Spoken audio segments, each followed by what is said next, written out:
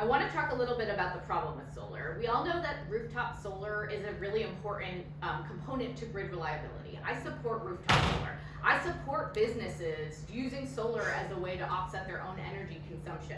This isn't anti-solar. This is about one town being disproportionately impacted. The Siting Council has jokingly called East Windsor the solar capital of the Northeast. We don't want to be. We have an overconcentration of utility scale solar, and there are three big problems with this overconcentration. The first is that these arrays, by and large, aren't paying their fair share of taxes. They're paying a de minimis rate on the land and nothing on the panels. One of them has a tax stabilization agreement, but it is not competitive to anything else that might be built in that place instead. There have been significant costly legal battles between a variety of different solar generators and the town of East Windsor to excuse themselves from paying taxes. A town like East Windsor, which has an Alliance school district, can't afford to lose more tax revenue. And lastly, there's a significant strain on local government. We are spending an undue amount of time as the local legislators, but also in the municipal office, battling these solar arrays when we have already hosted our share. Recently, we had a fire on an Xterra-owned property, and a volunteer fire department spent time suppressing a fire that has also been a constant source of noise complaints.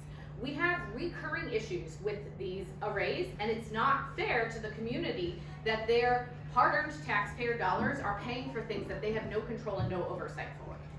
We also have lost a significant amount of farmland, and most people say, well, isn't the farmer selling the land? In most of these cases, the landowner is not a resident in the region, and it was previously leased to a farmer who does live in district.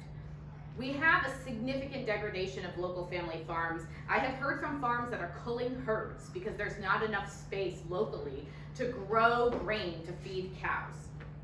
We have the largest dairy farm in the state, and they have the ability, they're competing a little bit for some of the land mass, but we also have lots of other smaller farms, and there is a very fierce competition for farmland.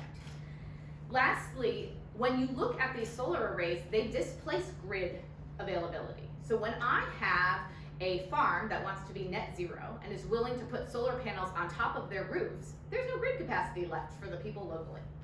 If we have a school who wants to do the same, no grid capacity left because our model's broken. It's first in, first out. And you know who's always going to be first in? These corporations generating giant amounts of grid scale solar. And it's not fair to the business owners and the municipal government who could be offsetting costs by doing solar themselves. But lastly, for folks in our community, we know that this is impacting the quality of their lives. We have small communities where people invested their entire livelihood and savings into these houses that they're living in, and they are now landlocked by solar arrays between 3 different companies.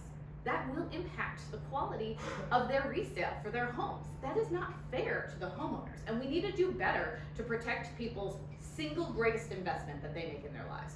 For the families who stood next to us on the day of the solar fire, if the wind had been blowing in the other direction, instead of rows of arborvitaes burning down, it could have been their home.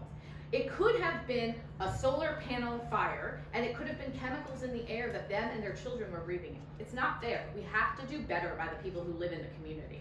And I'm hoping that the Siting Council will hear this complaint from the community and start to act on what is a very reasonable and practical concern. We're not anti-solar. We've just had enough.